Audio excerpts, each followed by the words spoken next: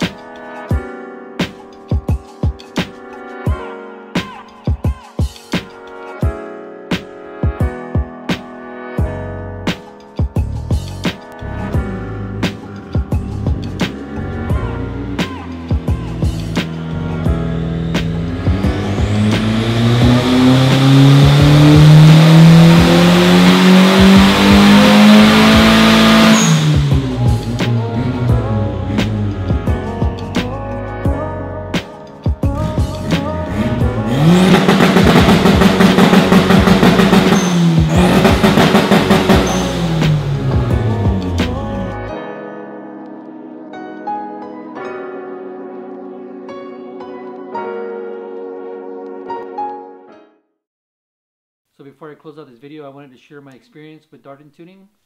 Let's start off with my expectations. I expected my car to do just 250, 240 horsepower, nothing more than that.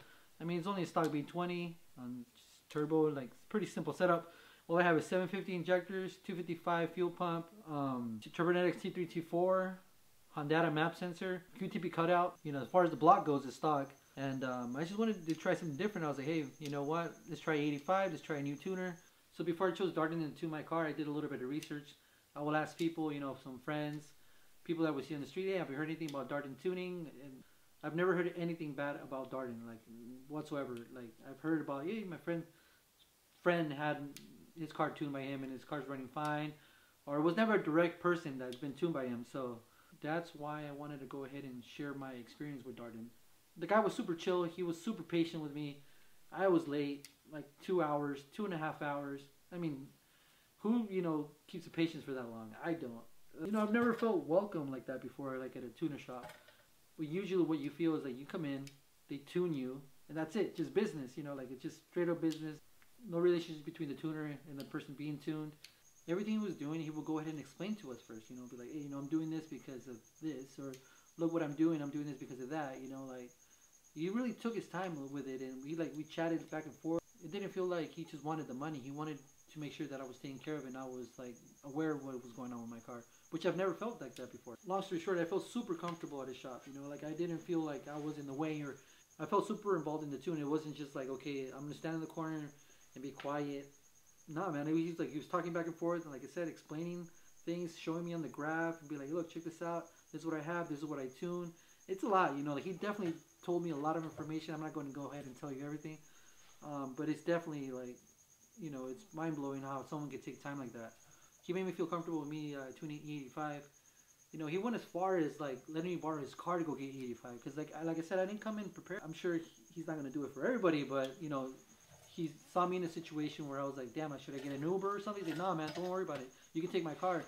You know, I felt bad because I wasn't prepared. He's like, nah, just go get E85, and then, you know, we'll come back and the car will be on the dyno, and then we'll go from there. So that was really cool, you know. So yeah, like, you know, a couple pulls here and there. We had a little hiccups. One of my couplers came off on the intercooler, but I ended up making 277 horsepower and 234 torque on just 9.5 psi. So this is my first time doing E85. So far, I like it. The mileage wasn't that bad, you know, like I didn't really use that much gas on the way back from Santee to Oceanside. But anyways, I just want to say that I'm super happy. My expectations were exceeded. So if you're looking for a tuner and you live in San Diego, definitely go there, because the guy's pretty legit, man. Yeah, I'm super happy about it. So yeah, so the next video is going to be about me hopefully painting my car. That's the next step, and then probably the final step for a while. Like I said, I just wanted to get it tuned and painted so I can start driving it again and going to meets and just enjoying the car from now on. So yeah, we'll see you in the next video.